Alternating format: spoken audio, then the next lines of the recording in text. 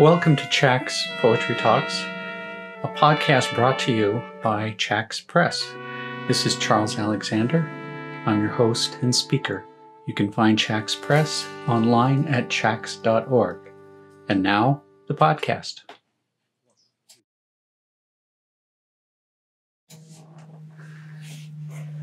Welcome to the podcast again. This is Charles. The last time I spoke of you, I spoke of the younger, but not by more than a few years, Black Mountain poet Edward Dorn.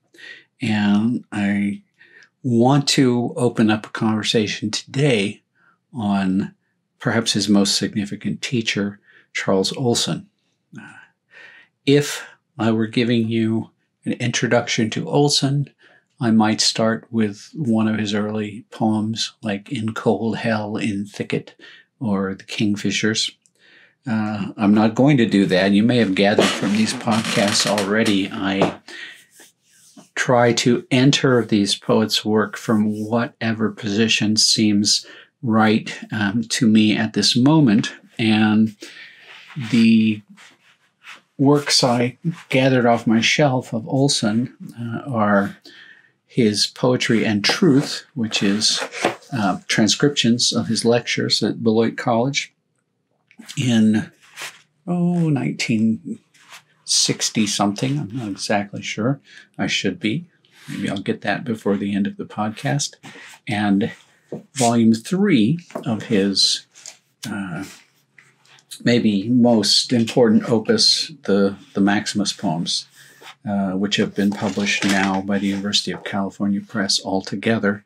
So I'm going to be reading from the edition that I first read from, which is simply volume 3 of the Maximus poems, edited by George Butterick and published in 1975, and begins with a wonderful 3-line piece: having descried the nation, to write a republic in gloom on Watchhouse Point, which might figure both what he thinks of the state of the current republic in gloom, some notion of what he is doing in this work of poetry, which is invoking the republic that Plato wrote centuries ago, and yet his own sense of this, a necessary sense of this.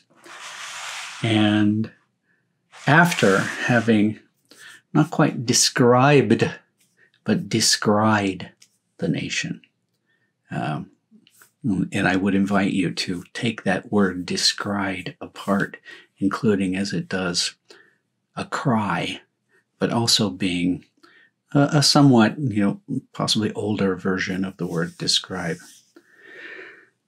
Olson is a big poet, and I don't mean that only to pun on his size, some 6'10" of him, but the scope of his work, how much of that work there is, and what it aims to do with our sense of who we are, how we think, what we think thought is, and how we move from that thought. A lot of poets read his projective verse essay, in which he wants to redefine poetry, or possibly not redefine, because I think it has existed this way, certainly before Olson, but he puts it into terminology that is nice to understand the poem as a work of energy, and the poem in a way as a kind of field in which that energy takes place. So the terms aren't about metrics, aren't about rhyme. They are about space and words operating with and on each other and on their materials in space. Okay, I'm going to read a little bit from these Beloit lectures, Poetry and Truth, and I said I would tell you when they were published. They were published in 1971 by the Four Seasons Foundation, which is one of the great publishers of this period. They were given in 1968. Olson died in 1970, only 60 years old. He lived from 1910 to 1970. I'm not going to talk about the details of his life now, other than going back to what I said last week. He was a teacher at Black Mountain College, perhaps the greatest innovative arts college in America in the 50s. And not only the teacher, but the rector or director of the college, a college that had no administration, which was run by its faculty. It was in the hills of North Carolina. Okay, at one point in Poetry and Truth, he mentions the teeter. The teeter. You might think of teeter as a teeter-totter, something, a hinge, a point of turn on which you might see a whole thing in front of you, behind you. And he's talking here about logic, and he's talking about myth, he's talking about words. And this is a transcription, so it doesn't read like an essay, it reads like a talk. So here is a single paragraph of this work. The teeter I mentioned is literally the word mythologos, which is the Greek word itself, not myth. I mean, like, I can't use mythology without finding it mythologos. And I can tell you what's in this whole thing. Again, it's a number of years since I first stumbled on that. And it was in pursuing my own interests in the other Greek of myself, beside Hesiod, Herodotus, who was known because of his history. I don't know how immediately and how early this was his name, the logographer, in contrast to Homer, who was to the Greeks the mythologos. I hope you hear that switch. It's a most exciting switch to my mind, because actually what you call Herodotus stories are known to the Greeks as logoi. May I get that to you? Actually, logos, in my mind right now, logic, or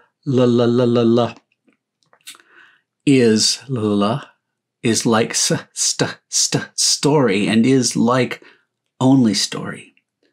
And that when you have subjects like slycology or slopology, you're actually only having the stories of, and history is like so.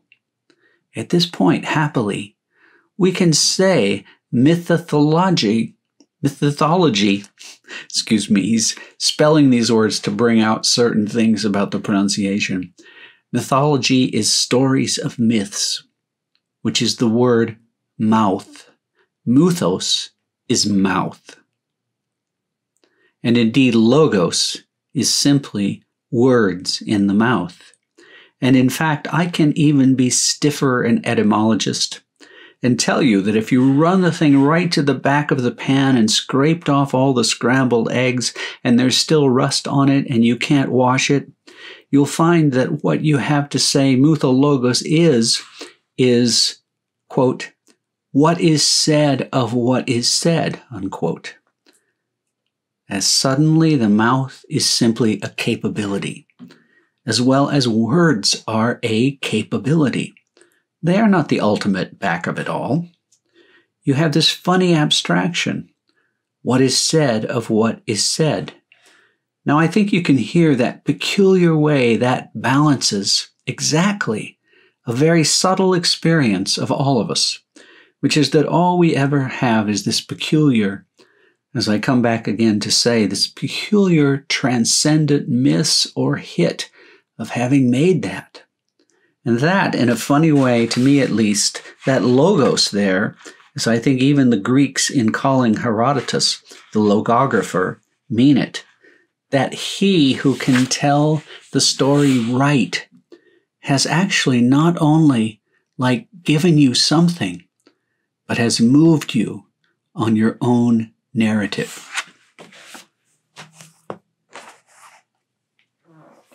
If you can back off from that and now I'm outside of Olson. If you can back off from that and think of the way logic is usually thought of, and here Olson is saying, oh, the word logic comes from logos. It's a word. And logic is about that word. And logos is the mouth speaking that word in a way that moves you on your own narrative. So it is not about some ultimate rational structure. It's rather about process. It's about movement. It's about what might work, what might go. Okay.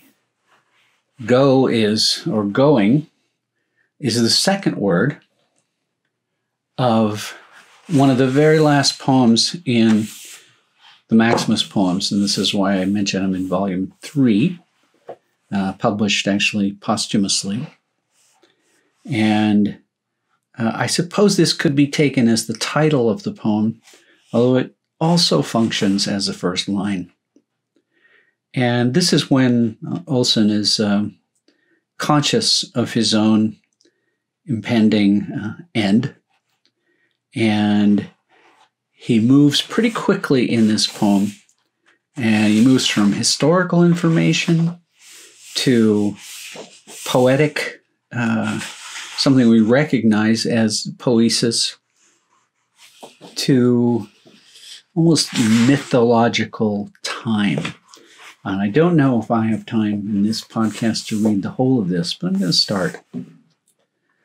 I'm going to hate to leave this earthly paradise.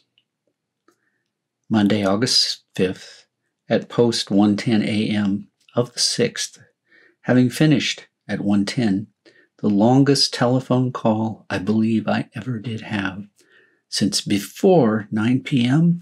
to 1:10 a.m., 4+ hours to one person.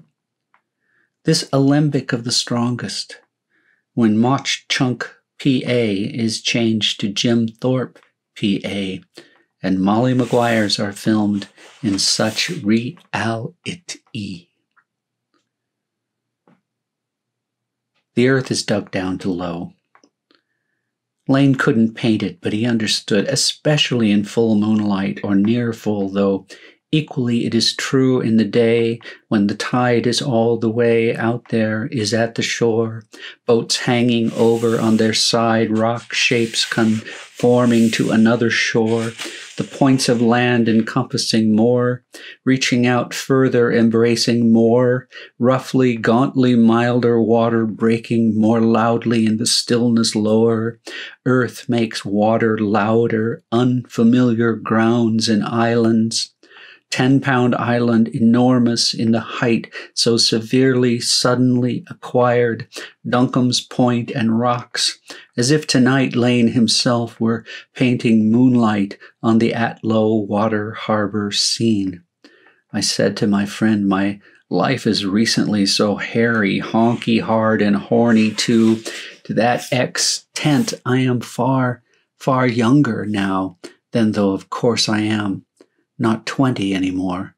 Only the divine alone interests me at all, and so much else is otherwise. I hump out hard and crash in nerves and smashed existence only. Such a night, or the recent day, a low tide then over Harbor Cove flashed in my eye as though a vessel was, in fact it was on the railway there. Up on the land so low lay, now that urban destruction has permitted the Atlantic halibut wharf to turn to concrete rubble. All of Duncan Point is bush and rock and weed. A view, too, Lane was interested in as he spotted a single red flower on the low tide's edge, and I that am over on Annie Duncombe's federal rubbish picked vetch, and took it to the diner, asking the new summer waitress, please, for a second glass of water, glass for it I didn't know was vetch, but flowering weed. low tide night is just the same bright white moon, light slashing harbor water as differently in look and sound as waters, noises coming up beside this ragged arse rock earth, divine. Upon such August low tide night, I celebrate what Fitzhugh Lane too saw. Hobbling about like cats, and I on his weed-crippled legs on his side of the same shore. I look out full on the harbor, Lane, Hawthorne's sweet contemporary, when Noah Webster was their senior, and the earth had not yet known its etymology, yet he, as Hawthorne, had the emotions.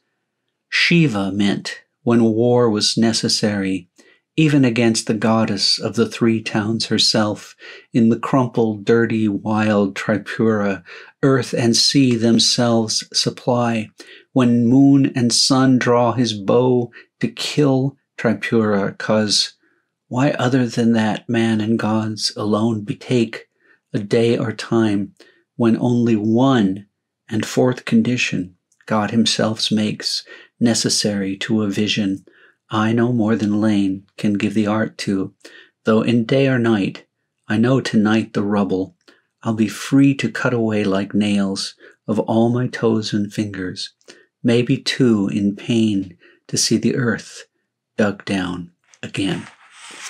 Okay, that is not the end of the poem. It goes on for another 2 pages, but I'm going to stop there. I think even in that much, you see how Olson can begin, in a way, with his own specific spot, activity, experience, phone call to looking out on the earth, seeing in that outlook another artist who looked out on it a longer time ago, seeing the actual place and the history of the place and what causes that history of the place, and envisioning a kind of mythology that goes all the way to Shiva and various alignments of gods, but then bringing it back to always to see the earth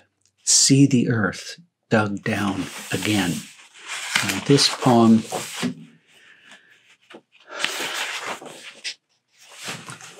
one of many of the great instances in the Maximus poems, which are a whole and holistic work, but not necessarily a work in which there's a continuity of narrative, if there's a narrative at all, rather in which there is a continuity and growth of concerns that seems ever to seek, in a way, going back to the essay from Poetry and Truth, that teeter, that position from which one can see the whole. So I hope you absolutely go out and read Charles Olson. You can start in something I gave today, but it's not a bad idea to start with his earlier poems, something like The Kingfishers, and with his essay, Projective Verse, and with his fantastic early work among the Mayans, the Mayan letters. Thank you for listening.